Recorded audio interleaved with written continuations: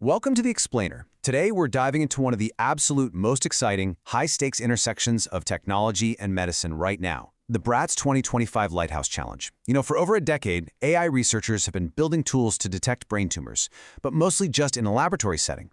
Well, this year, there's a massive pivot happening. We're finally bridging that gap between cool AI research and real-world clinical survival. So we're going to explore how AI is moving out of the sandbox and right into the hospital to help doctors make critical, life-saving decisions.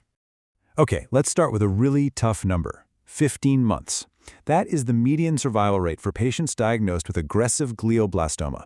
It's one of the most prevalent and, unfortunately, most lethal forms of brain cancer in adults.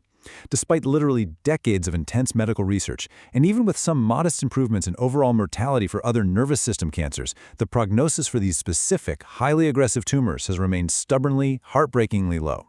That 15-month statistic, that really establishes the incredibly high stakes we're dealing with today. And so, that brings us to the core question driving all of this. Can artificial intelligence buy us more time? Can we actually take these advanced computational models and use them to help doctors make faster, more accurate, and ultimately life-saving decisions? Well, to answer that, we first have to understand what a doctor is actually up against when they're staring at a brain scan. Part 1. The Brain Tumor Challenge. Let's look at the immense biological and clinical hurdles involved here. Imagine you're a radiologist. When you're evaluating a brain tumor, you typically rely on 4 primary MRI modalities: T1, T2, T1 with contrast, and FLAIR. To a doctor, each of these layers provides a completely unique, vital clue. One highlights structural detail, another highlights fluid, another shows where the active tumor is breaking through the blood-brain barrier, and the last helps outline the tumor's infiltrative edges. It's literally like putting together a 3D puzzle. Now imagine having to manually outline the exact boundaries of a tumor across all 4 of these different layers for every single patient. It is incredibly difficult, highly complex, and agonizingly labor-intensive. And manual identification isn't just painfully slow, it's highly subjective. As experts note, it's susceptible to both inter- and intra-observer variability, which is really just a formal way of saying if you give the exact same brain scan to 2 different expert doctors, they might draw the boundaries of the tumor differently. Honestly, even the same doctor might draw it differently on a Tuesday than they did on a Monday. When we're talking about targeting radiation or planning delicate brain surgery, those millimeter differences matter immensely. Which brings us to Part 2, BraTS, the AI sandbox. This is where computer scientists first stepped in to help.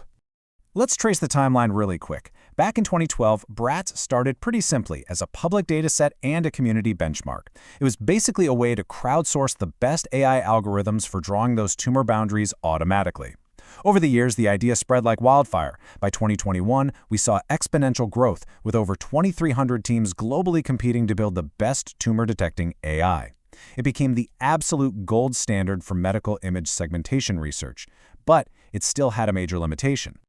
The old way had a catch. The algorithms built in those early challenges were incredibly impressive, sure, but they mostly focus on a single, static, pre-operative snapshot of the brain. They looked at the tumor before surgery, at one moment frozen in time. But cancer isn't static, right? It grows, it shrinks, it reacts to drugs and radiation. A single snapshot doesn't actually tell a doctor how a patient is responding to their treatment over time. So, moving to Part 3. BraTS 2025 and its focus on real-world impact. This is the big pivot from lab research to actual clinical application. You can clearly see the contrast here.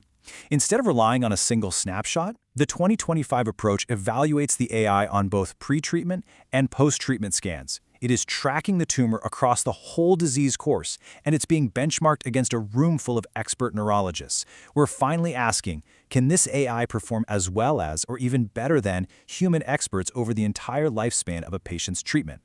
And this isn't just a bunch of computer scientists making this leap in a vacuum. Look at these names. The BraTS 2025 Lighthouse Challenge is backed by major clinical heavyweights, the FDA, the NIH, the Radiological Society of North America. They're involved to guarantee that the AI tools being built actually address unmet real-world clinical needs. They want tools that a doctor can confidently pull up and use in a hospital tomorrow. Section 4. The Power of Time. Let's look closely at the absolute game-changer of the 2025 challenge, longitudinal assessment. We are officially upgrading our view of the tumor from a static photograph to a moving picture. Longitudinal assessment means the AI is constantly tracking and evaluating changes in the tumor's size, its shape, and its characteristics pre- and post-treatment over a continuous period of time. This creates a completely new real-world workflow. Step 1 is the initial diagnosis before any treatment. Step 2 is the therapy itself, like surgery or chemotherapy. And Step 3 is monitoring post-therapy progression. In normal clinical practice, manually comparing these complex 3D scans from visit to visit is totally exhausting and frankly prone to error. With longitudinal AI, the model follows the patient through this entire journey, automatically aligning the scans and highlighting exactly what has changed over time. So why does this time dimension matter so much? Because doctors desperately need to distinguish actual lethal tumor growth from something called pseudoprogression. Pseudoprogression is tricky.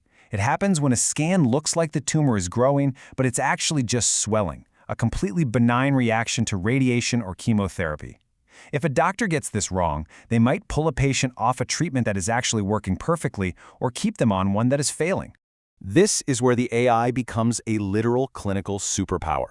To diagnose actual disease progression under standard clinical guidelines, known as the RANO criteria, doctors look for specific triggers, like a 40% increase in the tumor's volume or a newly formed lesion.